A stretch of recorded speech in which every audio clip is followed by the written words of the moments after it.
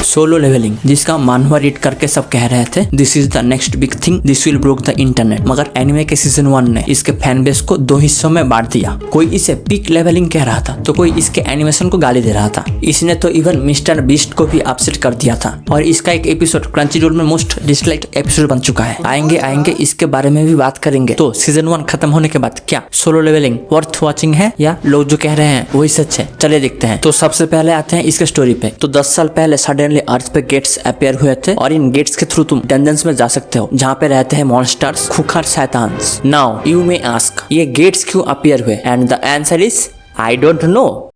मुझे नहीं पता, तुम्हें भी नहीं पता और शायद ऑथर को भी नहीं पता होगा क्योंकि ये स्टोरी में कभी मेंशन ही नहीं किया है। और इन सारे गेट्स को एक सर्टेन टाइम फ्रेम के अंदर सारे मॉन्स्टर्स को किल करके क्लोज करना होता है, नहीं तो अगर गेट टूट के ये मॉन्स्टर्स सारे बाहर आ गए तो बहुत सारा तबाही मचा सकते हैं। अब इन मॉन्स्टर्स का सामना करने के लिए कुछ ह्यूमंस सुपर पावर्स के साथ अवेकेंड हुए हैं और इन अवेकेंड बीइंग्स को हंटर्स कहते हैं। इन हंटर्स का अलग अलग पावर लेवल के हिसाब से अलग अलग रैंक होता है। अब हमारा एमसी सुंग जिनहो होता है ई रैंक का सबसे वीकेस्ट लेवल का हंटर। ये इतना वीक है एक 2 फुट का गॉब्लिन भी पेल के चला जाता है।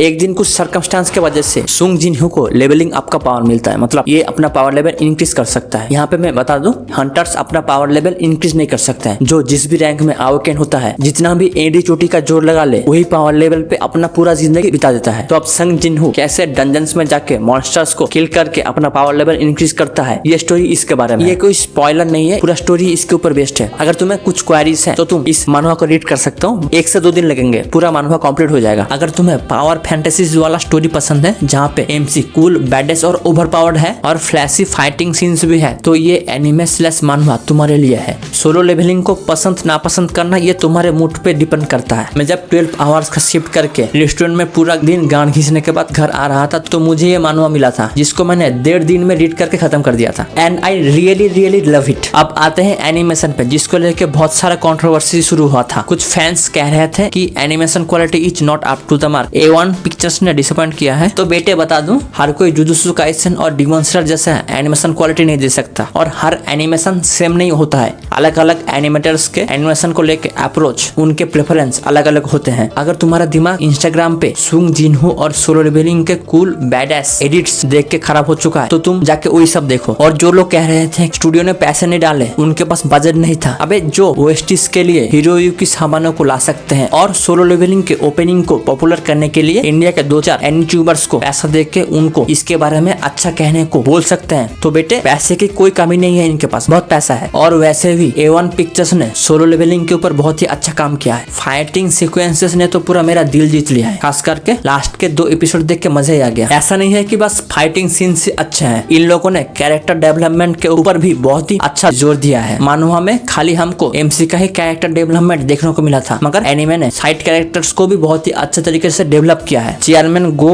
ऊ जिनचुल का कॉन्वर्सेशन, उनके इंटरेक्शंस, बेक यूनहो ओ जिनचुल का इंटरेक्शन, जो साइड कैरेक्टर्स को एक अच्छा डेप्थ प्रोवाइड करते हैं, जो खास करके मानवा में मिसिंग था। और इन इंटरेक्शंस से वर्ल्ड बिल्डिंग करना, सोलो लेवलिंग के वर्ल्ड के बारे में इंफॉर्मेशन देने का आइडिया मुझे मस्त लगा। ये क्या है?